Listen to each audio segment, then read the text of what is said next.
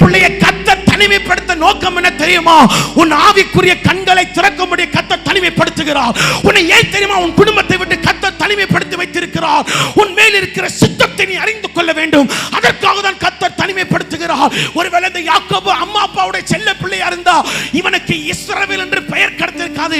என்றைக்கு அவன் தகப்பனையும் தாய் வீட்டையும் விட்டு பிரிந்து வந்து நிற்கிறானோ அன்றைக்கு அவன் படுத்து கிடக்கிறான். ஐயா, வேதாகமத்தில் ஒரு தெய்வ மனுஷனும் கர்த்தரை தொட்டு பார்த்த சரித்திரம் இல்ல. வேதாகமத்தில் பிதாவாகிய தேவனை தொட்ட ஒரே ஒரு தீர்க்கதரிசி யார் தெரியுமா? இந்த யாக்கோபு தான்.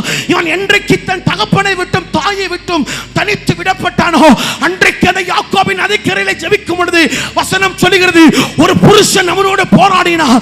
அந்த புருஷன் கேட்கிறார், யாக்கோபே என்னை விட்டுரு, என்னால முடியல, விட்டுரு.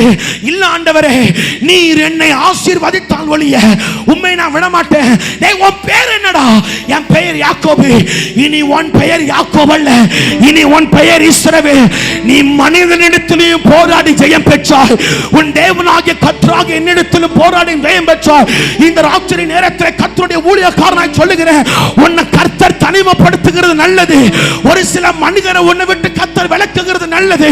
உன் ஐக்கியத்தில் ஒரு சில மனுஷங்களை கர்த்தர் உன்னை விட்டு விலக்குறது நல்லது. ஏன் தெரியுமா?